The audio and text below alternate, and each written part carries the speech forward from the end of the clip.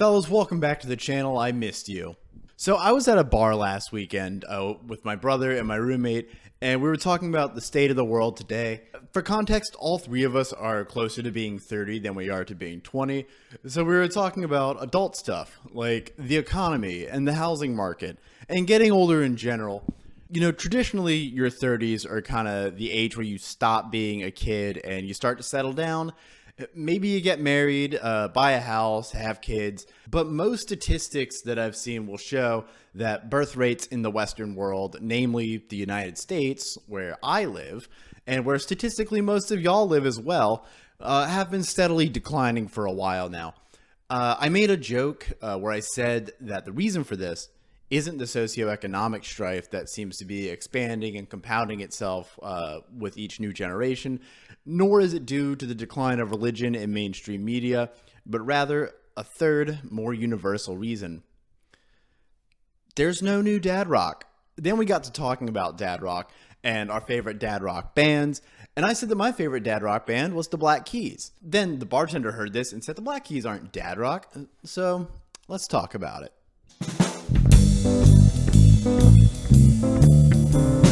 So to start, what is dad rock? I asked my old roommate for his opinion, and he said the following.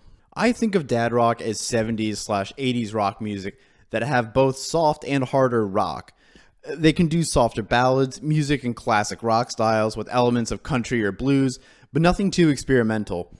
Maybe it was raunchy in its time, but it's not challenging to a new modern day listener. Think AC/DC or Guns N' Roses. God, I hate Guns N' Roses so much. Now, this is a pretty good starting point, but I think it's a little more nuanced than that. So for my definition, I'm going to drop the time frame constraints because I found that there's a lot of bands that I would classify as dad rock that are newer. In short, dad rock to me is rock music that is dated, doesn't really tread new territory, and isn't all that youthful in spirit. Now, the last point about youthful spirit is purely subjective, so for the sake of this video, I am right and you are wrong. Seethe in the comments all you want, but I can't read, so your words can't hurt me. Also, just a disclaimer, dad rock does not mean bad rock. There's a lot of dad rock that I really like. So yeah, let's talk about the bands that I think are dad rock, starting with the band that I've already mentioned, the Black Keys. Look, I love the Black Keys so much. A lot of their earlier albums were definitely very youthful and were treading new ground in the garage rock revival of the early 2000s, but they were eclipsed by another more popular Midwestern bluesy garage rock duo. With 2010's Brothers and 2011's El Camino, they were starting to venture into dad rock territory, but it was still kind of on the cutting edge and youthful, albeit tamed a little bit to be more radio friendly. And 2014's Turn Blue was, in my opinion, their last album that wasn't dad rock. But I mean, look, the facts are the facts. They're dads. They make rock music. They're not as cool as they used to be, but they're fine with it. They don't care. I don't care. I like them. God, I really want to go to one of those record hangs that they've been doing throughout the South, but they just haven't done one that's close enough for me to make it make sense for me to go. Anyways, next band, the White Stripes. I don't think the White Stripes are dad rock. Throughout every album that they've released, they always manage to maintain that cutting edge that I talked about earlier in the video. And then they quit while they were ahead. Perhaps with time they'll become dad rock, but for now, I'm going to say no. Nirvana. Again, they aren't dad rock by the same metrics that the White Stripes aren't dad rock. Even though grunge is dead now, they were new and cutting edge and youthful. I mean, they were the voice of a generation.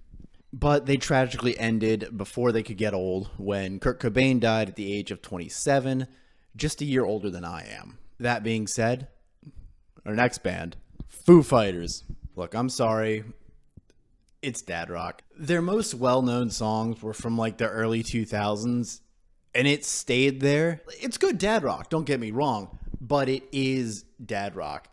Honestly, this has a tendency to be a little bit of a hot take, but if it weren't for Dave Grohl being so likable, I think Foo Fighters would be comparable to Nickelback. Granted, as we're starting to come around and realize, Nickelback was not all that bad.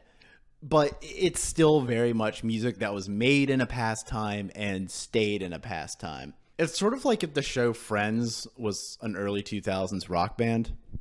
Weezer. Weezer? Oh my god, it's Weezer! I'll be honest, I've never cared that much about Weezer, but they definitely have this image that I think could be labeled as dad rock. They're not cool. They never have been. They know that, and they play into it. I remember a weirdly passionate argument that I had with my ex about who the ultimate virgin band was. She said it was Radiohead, and I said it was Weezer. You know, in retrospect, I think we were both right. But my reasoning was that ironic lame factor, which also lends itself into being dad rock. It's like when your dad tries to use a meme that he found on BuzzFeed and just absolutely butchers it. Not that I know from experience. I remember in that same conversation, she mentioned that she saw Weezer when they co-headlined with Panic at the Disco, and said that Weezer started the show by Rivers Cuomo getting on stage and saying, "What's up, everyone? It's your friendly neighborhood Weez." And then she had to listen to Weezer for an hour. Which brings me to my next band, Panic at the Disco. No, it's not dad rock. It's just rock for annoying people. And musical theater people. There's a big overlap there.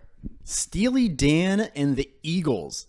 I lumped these two together because I think they are the most quintessential dad rock bands to ever exist. They're like the Beatles and the Beach Boys of dad rock. My dad likes them. Your dad likes them. If you have a friend group that has a dad friend, that guy likes them. You ever seen a dude walking down the street wearing a sweatshirt, straight cut jeans, and white sneakers?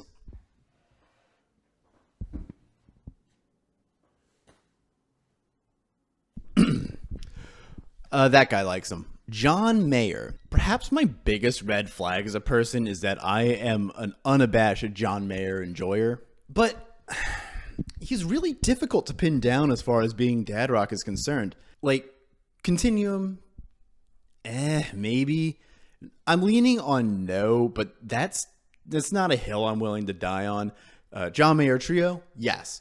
Born and Raised, Paradise Valley, yes. The Search for Everything, no. Sob rock. Oh, yeah, baby. I think the reason it's so hard to say whether John Mayer is dad rock or not is because he's always trying to find a way to stay relevant. And for being a dude in his 40s, he does a pretty good job. Sometimes he absolutely nails it, but sometimes he kind of misses. And those misses are endearing enough to where it becomes, like dad energy. Mac DeMarco. I'm glad that Mac DeMarco made having a gap in your teeth cool, because if he didn't, I'd be in a rough shape, man. But yeah, Mac DeMarco has some very strong dad energy, but I think he has a youthful edge to him that prevents him from being dad rock. So it's a light no from me. All right, now my final two entries on this list. These might ruffle some feathers, might rustle some jimmies, and I might even poke a little hornet's nest. But such is the life of the content creator of all time. Greta Van Fleet. Does anybody think that these guys kind of sound like Led Zeppelin? Robert Plant, you're going to want to see this. But yeah, I think as far as this conversation is concerned, Greta Van Fleet is kind of like the antithesis of Mac DeMarco, where despite being a very new band and the newest band on this list, they don't really have that cutting edge or that youthful sound that prevent artists on this list from becoming dad rock. Yeah, look, they sound like Led Zeppelin. They sound good, don't get me wrong, but it's not a new sound whatsoever. Dad rock. Arctic Monkeys. So I'm really conflicted on this one, to be honest. I mean, I love Arctic Monkeys with all my heart. They are solidly in my top 5 favorite bands, and AM is in my top 5 favorite albums of all time. I don't care if it's basic and that you like their debut better. When I listen to AM, it sounds good, and I was 16 when it came out, and I was very impressionable. When Tranquility Base came out with this kind of 70s lounge style act, I loved it. I was here for it. No one was doing that, and it was fresh. But the dated sound didn't make them dad rock per se, because they had a whole catalog of work that wasn't like that, of work that was youthful and new, and they had charted new territory. But then, with the release of the car in 2022, they just did it again. I'll be honest, I was not a fan of the car in the same way that I was with Tranquility Base, because they hadn't done anything like Tranquility Base at that point. I don't care how much Pitchfork liked the car.